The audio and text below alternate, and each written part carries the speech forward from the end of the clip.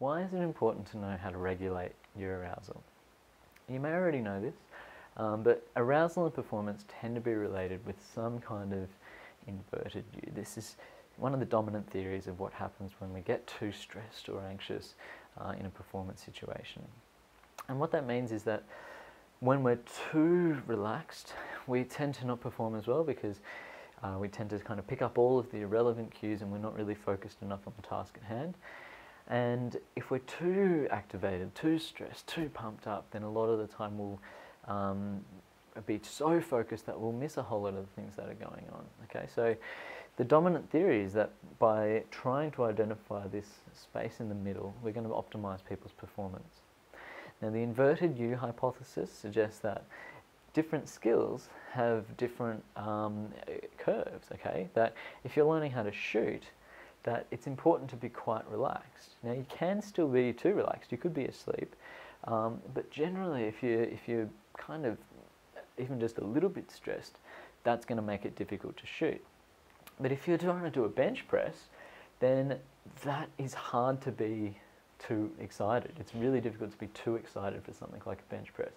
So the idea is that the different curves depend on the sport according to the inverted U hypothesis. And there is some evidence for this. If we look at people who are pistol shooting, you can see that when they looked at all of these people and looked at their arousal and their performance, I'll move the graph over here, you can see that there does seem to be this relationship between how stressed people are, so this is their somatic anxiety, which is kind of like how much you get sweaty hands, how much you're shaking, how fast your heart's going. That's kind of the somatic part of anxiety, that's the word. And then that's people's performance. And you can see that overall, from all of the participants, there does seem to be a trend such that there's this optimal level of arousal where you don't want to be too anxious and you don't want to be too relaxed. Now, so they were saying that peak performance did peak with this moderate level of anxiety, okay? And it got worse at either end of the spectrum. Now, cognitive anxiety in this group, which is sort of like the worries and thoughts, cognitive means the things that are going on inside your head, that wasn't as important. And they found that higher confidence actually led to poorer performance. And that is because they think confidence also functions in the same way, where too much confidence can lead to a reduction in performance as well. But the key principle that we're trying to look at here is that there is this optimal level of activation and somatic anxiety. There is one flaw in the inverted U theory, and if we look at, say, the tennis forehand example, Roger Federer seems to perform quite well when he appears relaxed. It does seem like his optimal level of arousal might be lower than, say, Djokovic's optimal level of arousal, who seems a bit more activated, but not quite your Rafa Nadal, okay? So the issue here is that we've got the same skill, but with three different athletes, you've got a different optimal level of arousal, okay? You can see Rafa before the game, he's really pumped up, zigzagging around the court, whereas Roger is very relaxed. He does try to appear very composed, okay? So the alternate theory is that each individual has their own zone of optimal functioning. And what we need to do is find the curve for each person, and that differs. And so using an example, if Roger and Rafa both felt their heart rate at 160 beats a minute, Rafa might feel that's awesome, all right, I'm ready to go, I'm pumped up.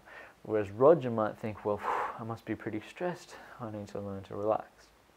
So this would identify that Roger's zone of optimal functioning is lower than Rafa's. Now there is a bit of research on this too. So Woodman, Albinson and Hardy tested 25 bowlers over 20 weeks. So they got the same group of bowlers, tested them over about 20 weeks of time and measured their anxiety before their matches. And they generally found that being in their own optimal zone to be the most helpful, but this wasn't the same for each person. So too many nerves, being too anxious, too high on somatic anxiety was really bad, and generally being too low was bad. But it was dependent on the individual rather than just the same kind of curve for each athlete, for each sport. I should say. So for some people, high levels of somatic anxiety would have been like, say, a 20, whereas for some people a high level might have been a 10. And each individual had their own kind of level. So if we look at this graph, you can see that this center point is whether they were in their zone of optimal functioning, and too much stress meant that the athletes would collapse. And under most circumstances, not being kind of anxious or activated or stressed enough meant that they would perform less well. So the only exception here is that people still performed well if they were feeling relaxed, but their mind was still switched on. They still had a cognitive anxiety level. So don't worry too much about some of the findings down here. The general principle here is that this zone of optimal functioning is dependent on each person. Okay? So I want you to just think about this for a moment. According to the inverted U theory, would a sprint swimmer want to be kind of more activated or more relaxed? And if you think about sprint swimming, it's really about going as hard as you can for a short period of time. According to the inverted U hypothesis, a sprint swimmer would probably want to be as activated as they could be. Okay? Now, according to the zone of optimal function theory, it might depend. It doesn't necessarily depend on the sport as much as it depends on the person. Some sprint swimmers may want to be quite relaxed, and some might want to be really, really fired up and ready to go. Okay? And an example of this is the tennis example, but also some boxers. You think boxing might be something where you want to be really G'd up and want to just pump yourself up as much as possible, but a lot of the boxers will often describe using really strong relaxation techniques before their performance. And according to the zone of optimal functioning, that's totally normal, that each individual will have their own optimal level of performance. So these are two conflicting kind of theories in a way. And the reality is probably there's a combination between the two. That generally, if you're weightlifting, you probably want to have higher activation than shooting, but not all shooters are the same, and there is some variation between shooters as well.